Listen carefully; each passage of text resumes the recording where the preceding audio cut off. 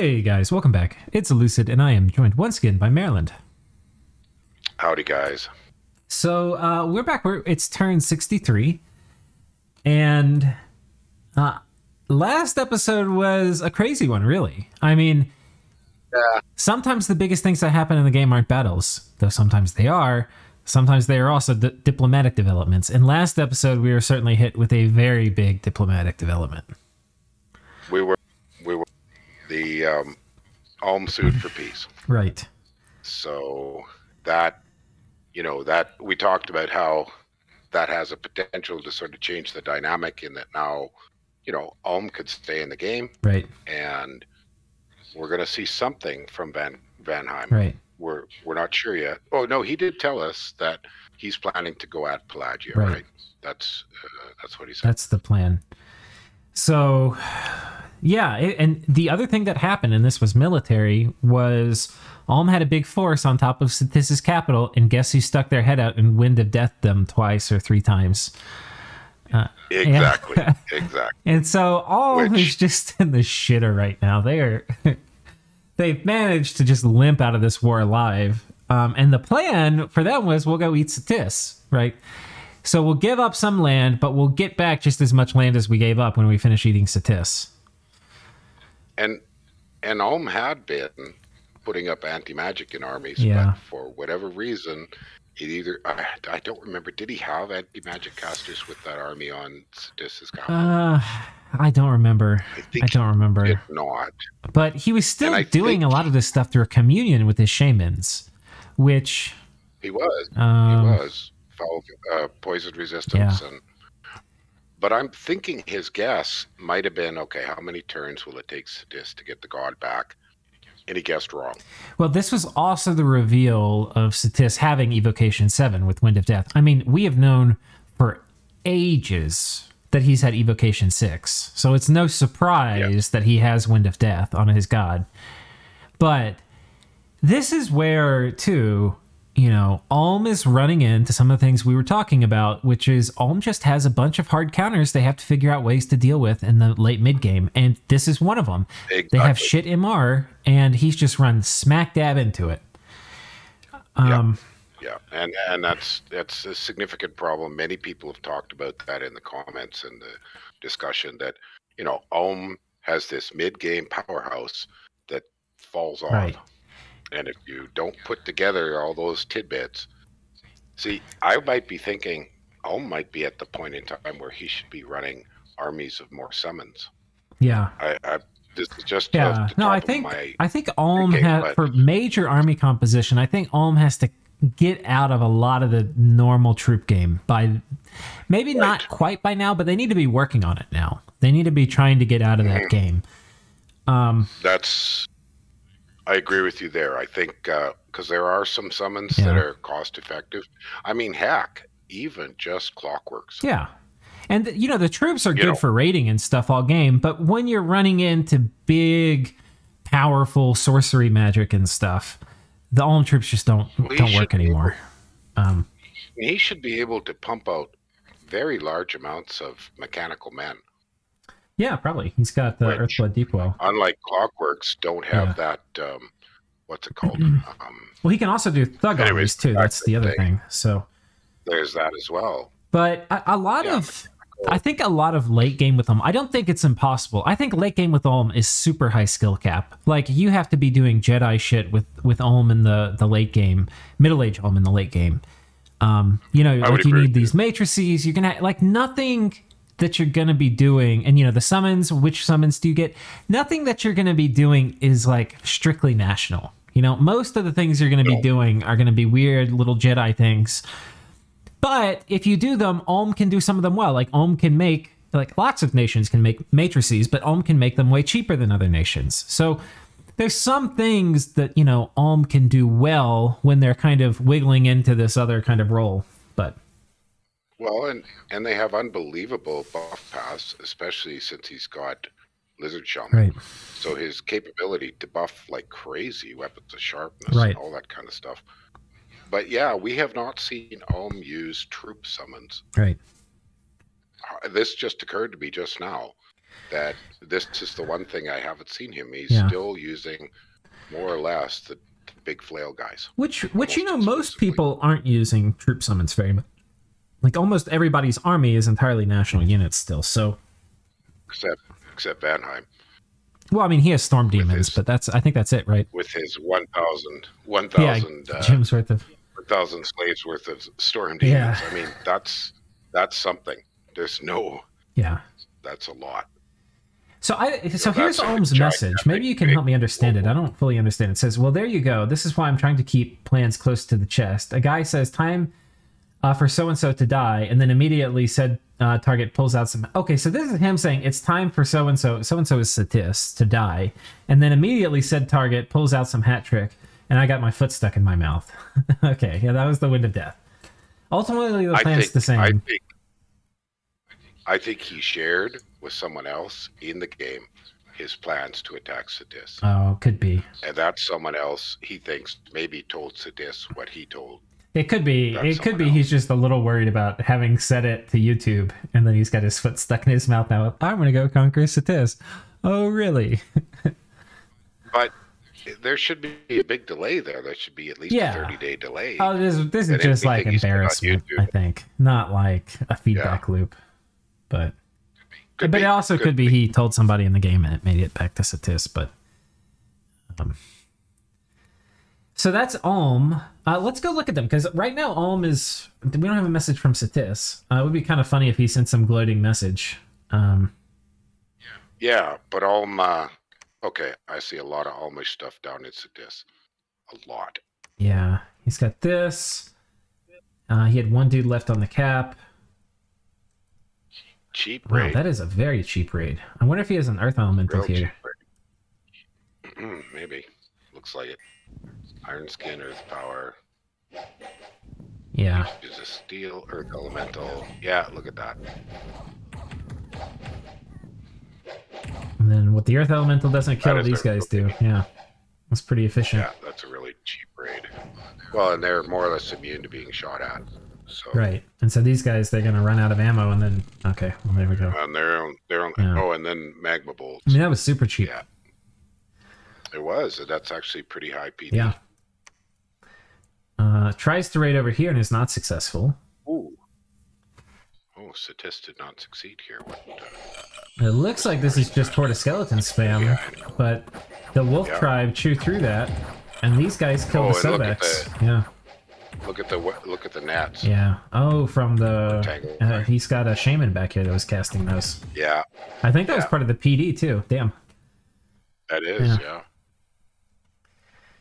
Okay. So Satis not going down without a fight, but Ulm continuing to put pressure on. Oh, he took the water. Now that's really useful for Ulm. Yeah. Getting that possible continuous submarine raiding from Satis out of his way, and that's nice gems. Yeah. Oh, silver mines, but that's a nice province. Yeah, it's a good province. Pretty good income. Got the werewolf attack. Yeah, so he must be pulling back a bit. Oh, the Neater popped out again. Ring of Returning. Yep. Same trick. Same trick. Oh, you have an army.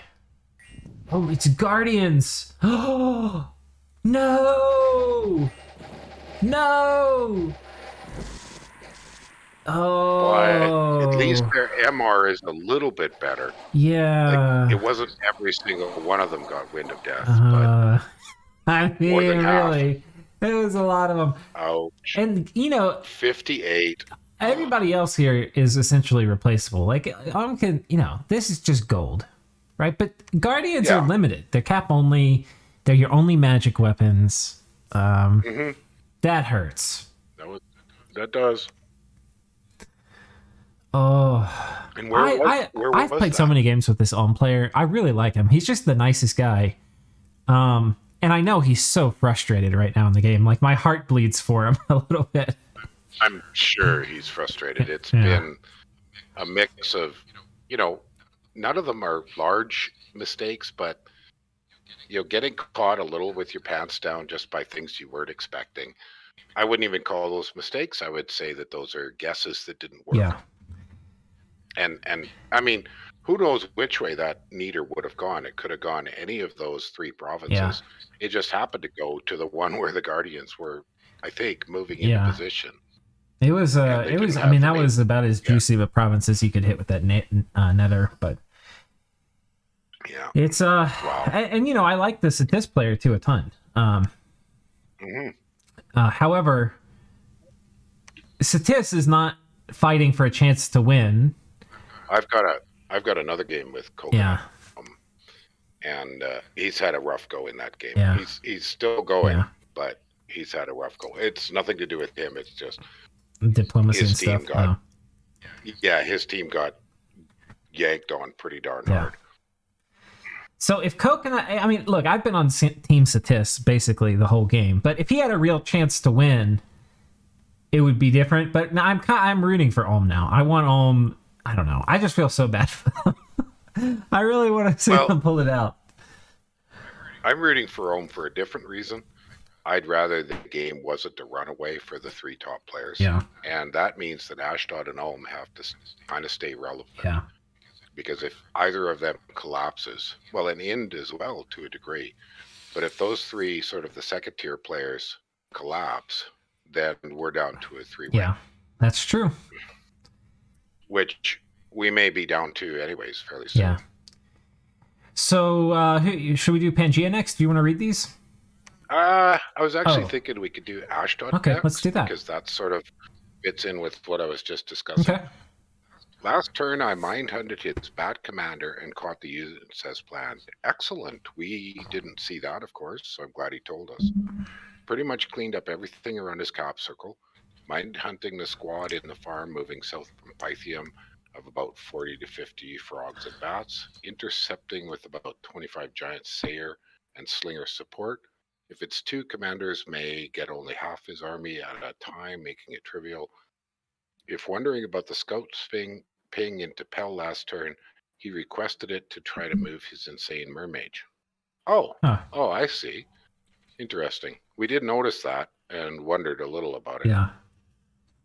For Xibalba's cap, been burned every time I don't expect to fight and scripted accordingly. But doing it again. Well, we kind of know there can't be much of anything left in Xibalba because his army graph is so tiny and he's got those 2 small armies moving about. That's got to be just about the only thing he's got left. Yeah. Yep. My God will healing mist twice, expecting a ping from Xibalba to confirm what's there. That should greatly help my leopard giants. Leopard giants. Well, he hasn't managed supply in an excellent way. So they've got disease 6 ways till Sunday. So yeah, they're badly afflicted. The formation is designed to take the mist optimally. I have an amulet slowly curing disease on a scout with the cap army. Okay. I sent the disease slingers north to get out of the way of that. And that's a good point he's making.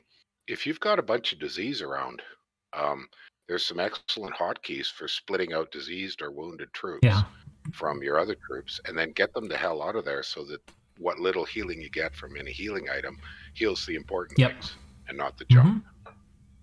So that's a good trick, advanced level. It's W to get the wounded. Is there a special one just for disease, or do you have to filter out the wounded ones? I believe there's one for disease. Okay. I think it's D. There's 3 or 4 of them for separating out different kinds That's cool. Yeah, there's a bunch of very, very useful hotkeys. You can see them with the question mark when you're in army setup. All right. Well, we can check that real quick. There's always kind of curious. Yeah, go for it. So question mark. Here you go. Oh yeah, crippled, diseased. Yeah. Oh yeah, how about that? Limping, starving. Oh, that's real cool. Yeah. I know about wounded. I use that one all the time. But well, that one's an old one from Dom 3, but then in either 4 or 5, they added all the other ones. Yeah. So one more paragraph. Uruk is patrolling a monster boar, probably a gift from Pan, so shouldn't bump me in retaking that plains in western Xibalba. All these provinces on the border are rather rich compared to the cap circle lands. I think he means the cap circle around Xibalba, which are pretty impoverished. Yeah. They're fairly junky. Oh yeah, they're pretty bad. Oh, it's a We cave. got hit by Ivy King. Oh man, that is one of the most exasperating independent attacks. They're easily killable, but they're just... Ooh. That one's got a Rigger returning. Yeah. He might get killed, though. Well... Because it's very possible these Anakites one-hit kill him. Or the Seir, too. Boom. Yeah, Rigger returning didn't work. No, it didn't. Right? It saved him. It was only a hit for 8. Oh, it did? Yeah. Okay. Okay. Did we get... I don't know how these guys only hit for 8. Huh. I guess he had pretty good armor or something. He must have. But, you know, so much for the leper army. They, you know, some of these guys have gotten a few more afflictions. Oh my gosh. Oh my gosh. Yeah. So there's a scout. Yeah. No Anakites, but some of the slingers. There's little tacks from Xibalba. And, not much else. That, so I'm thinking his mind hunt worked there where I see the bats because they didn't move. Yeah, was that this one? Oh. No, I'm thinking the Xibalban bats right. Yeah, right where you are now. Here? Well, he would have hit them. They didn't. Where did he say he was doing it? Do you remember? He just said he was doing 2 mine hunts to catch the commanders and hopefully so the units don't move. Okay. But that might have been... Hard to say. Where did he fight? Pelagia was fighting some here. That one still had a Zod commander. Yeah, I don't know. I don't know, but anyways, that's the valid trick is you know, I mean, I have another game where somebody sent, it's in DE, and they sent one of those Moirais, which are a nasty 10 air gem remote assassination. It caught one of my commanders, leaving half my bloody army behind. Now I got to walk backwards and pick it up. Yeah. It's just one of those frustrating things. And it was an army of 20 commanders, and it happened to catch the right one. Oh, man. Yeah. Like, that's so annoying. You know, sometimes luck just doesn't go for you. Yeah. So Xibalba doesn't have many flags left on the map. No. 1, 2, 2. It's also interesting because Pelagia is raiding this way, westward, and... Well, he said he was going to take the water. Right. I wonder if that means Ashdod's going to get all of this land, if he's just going to get through to the water. That was my understanding. Okay. Well, we'll see, because... From what we read, is that, well, if you look there, Ashdod is clearly... Yeah, I mean, it looks like he's thinking about it. Yeah. All right. So that's Ashdod. We don't have a message from Xibalba. We have a message from Uruk. This is the straight turn in a row.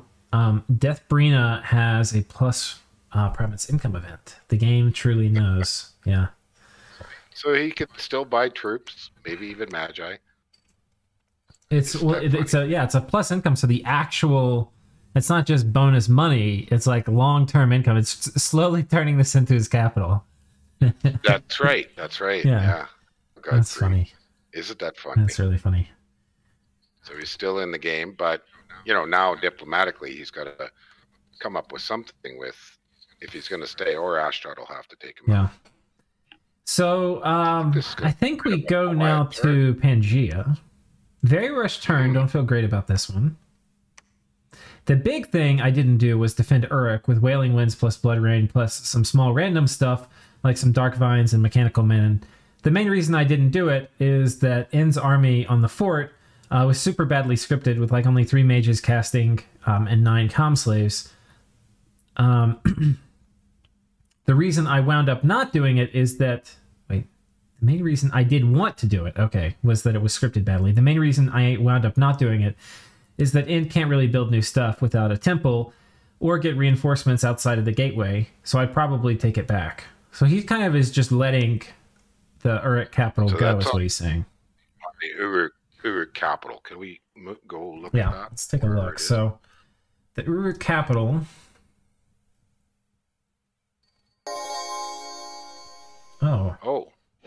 Oh. That's significant. Fedosia. Yeah. And a pan.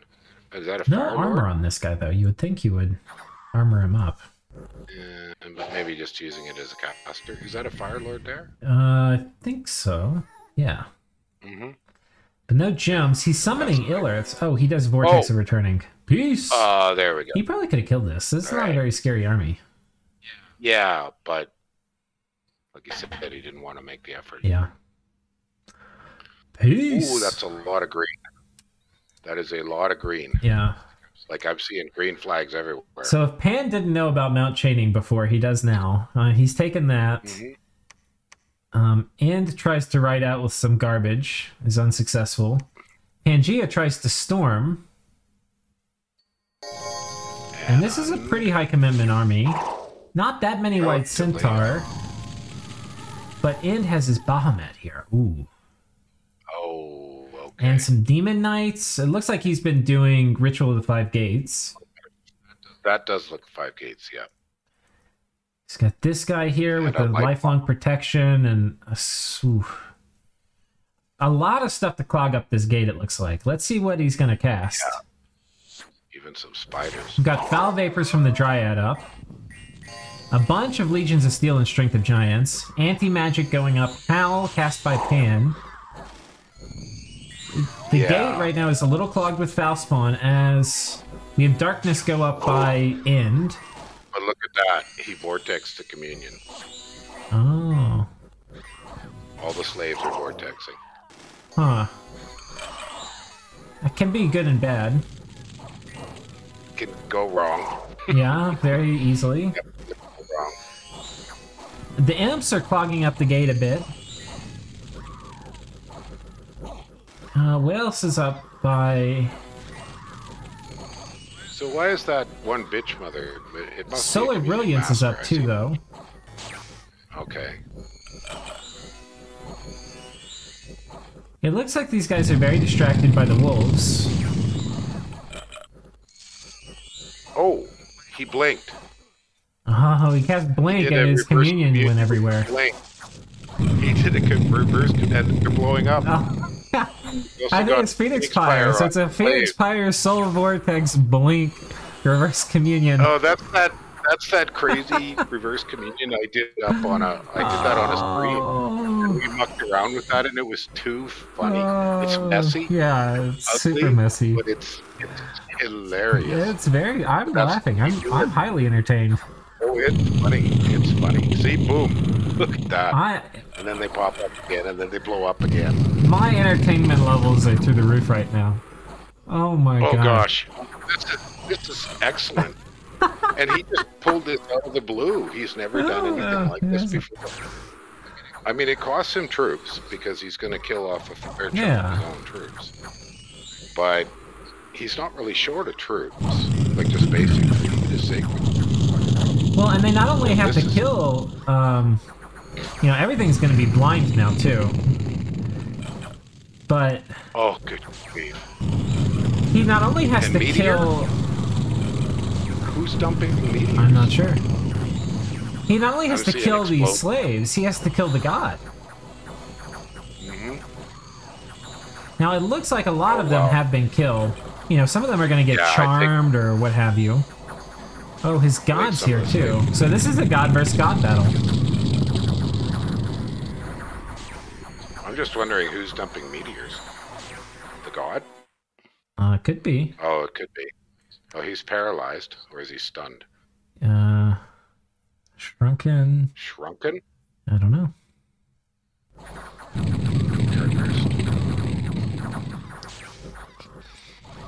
The dark vines are dying. It's back afloat. Everything else is running away except those that berserk. There's still wolves all over the place. The Howlcaster's still. So this is the sport adjacent to Mount Chaining, and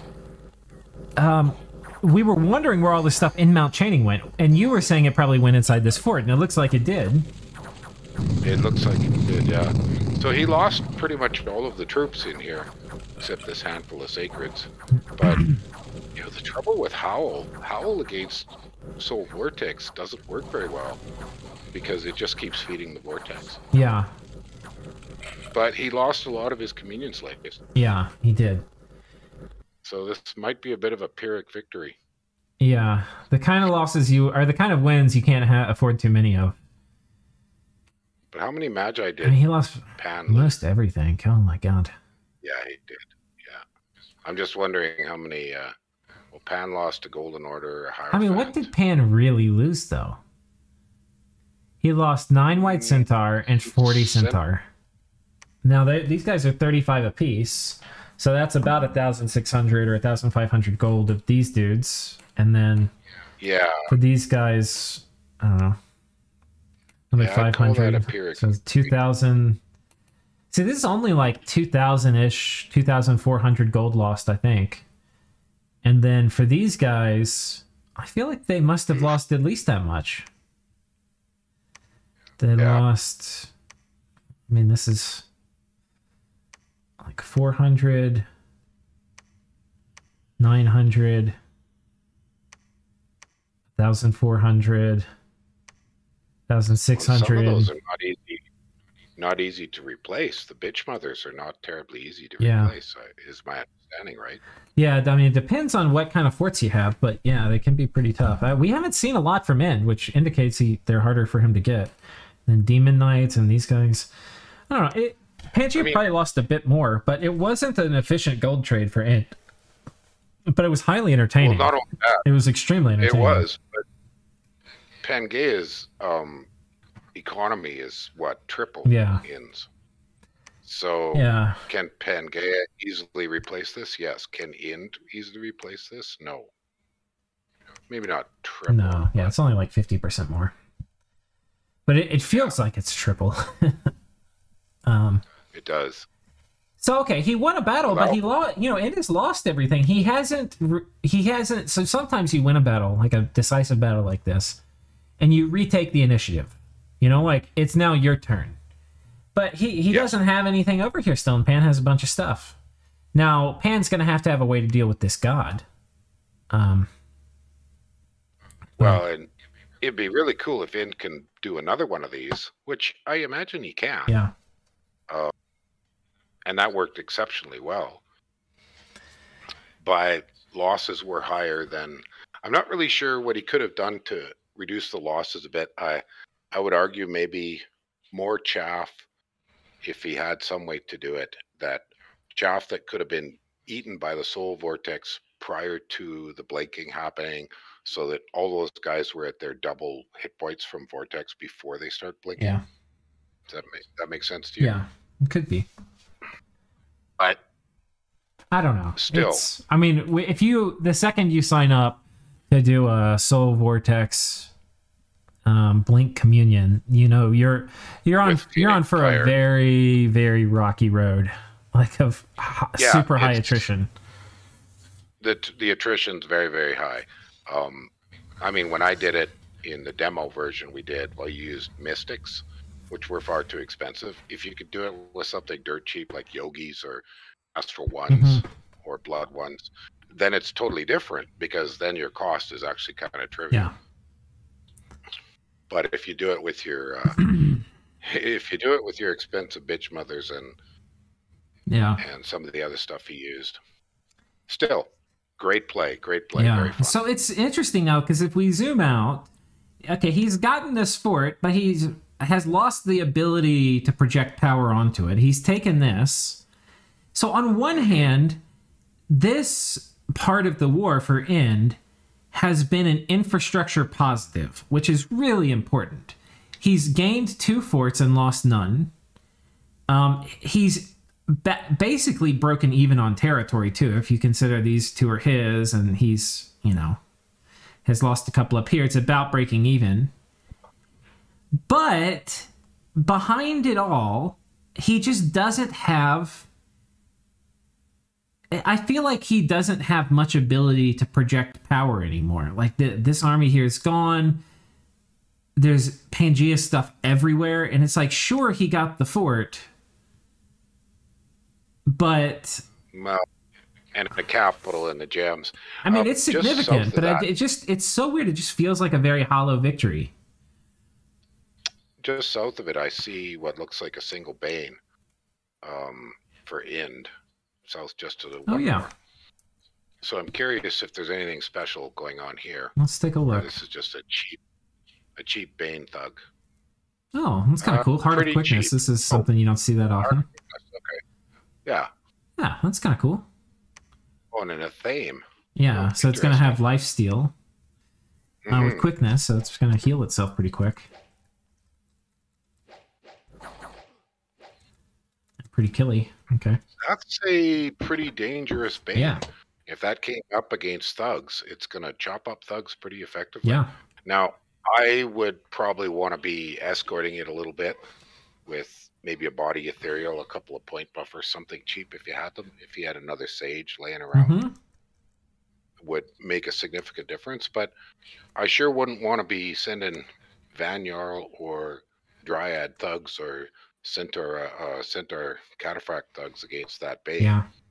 It would chew them up. So Pan will have to use something a little more substantial to deal with that Bane. Yeah.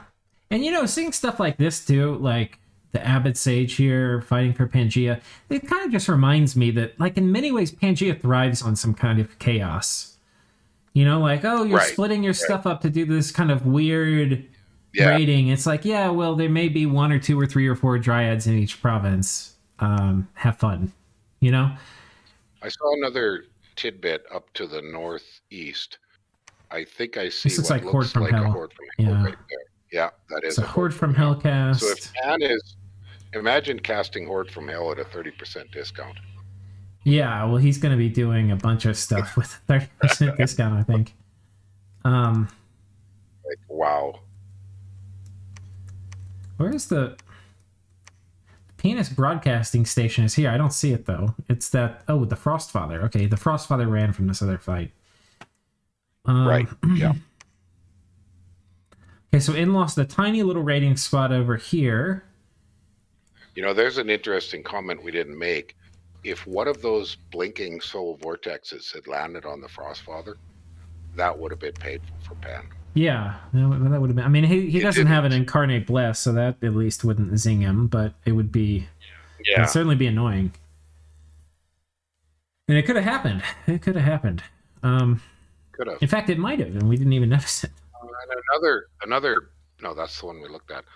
Well,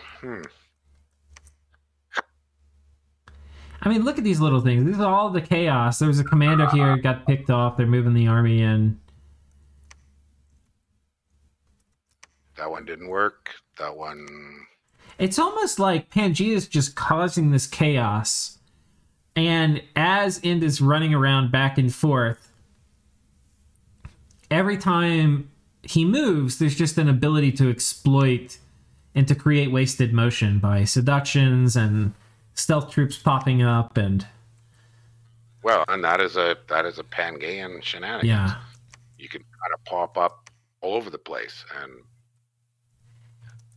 create havoc. Okay, a new key of growth and rebirth is here. Let's see how he has this guy kitted out. I'm kind of curious.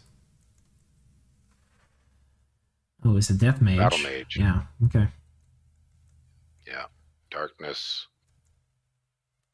Life after death, maybe. Yeah, and there was a kind of heroic defense of this fort, probably only like 5 or 6 turns ago,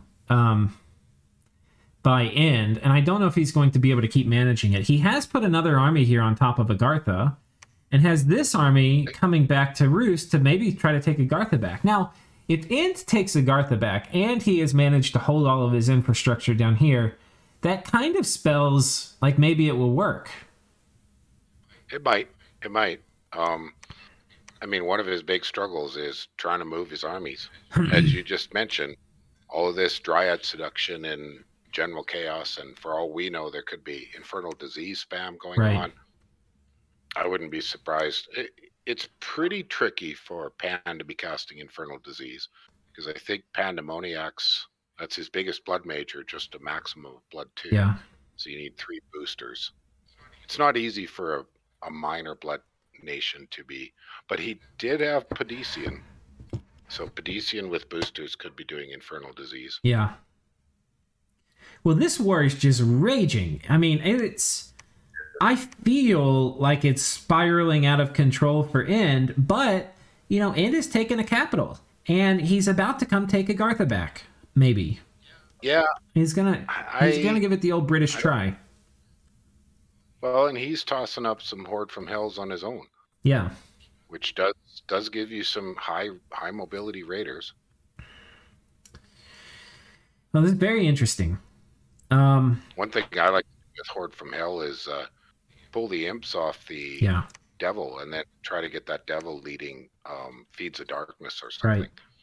Yeah, you can also thug them out a bit too. They're pretty good chassis. So. Well, a single Frostbrand and some cheap shield. Yeah.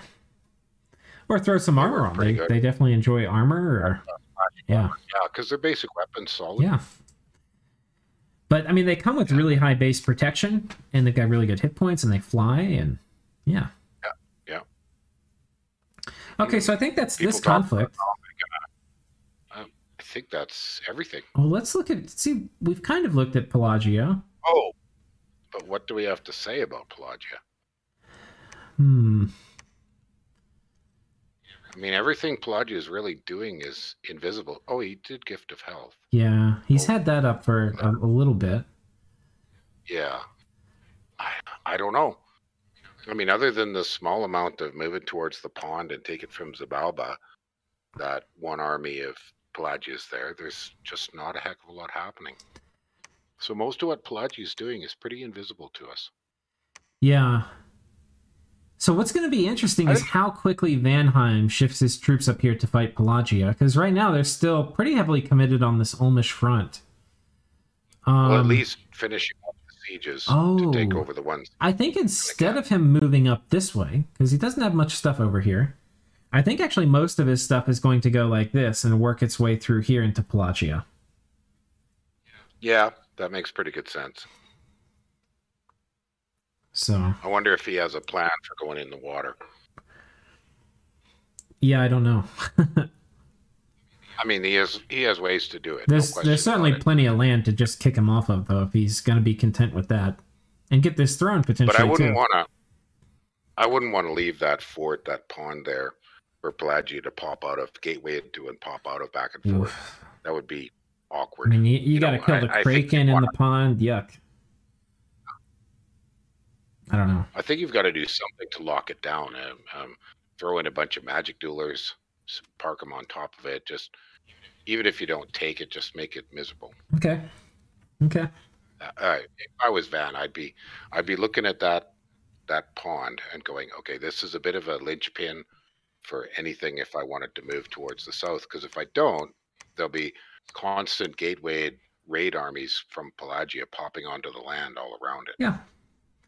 But, they can magic base stuff on top of it, which, like you can put stealthy things, and then if the thing comes out here, you magic phase and force a battle. So, I mean, there's ways to deal with it, but it would be annoying. Yeah, there is. It would be you're right. Yeah. It would be a major annoyance, and if they have a way to take it, it would be great. Okay. So I think that's it. I think this is our first time doing an episode in under 40 minutes. Yeah, but this is relatively quiet. We're waiting to see how these new diplomatic developments kind of come out. The Ulmish peace with Vanheim, the Vanheim, shifting his direction. And the biggest remaining conflict is right now just the end Pangaean conflict. Right. Everything else is a little on the quiet side. Yep. Okay. All right. Well, thanks for joining me, Maryland. You're welcome. All right. Thank you guys for tuning in. Bye, guys.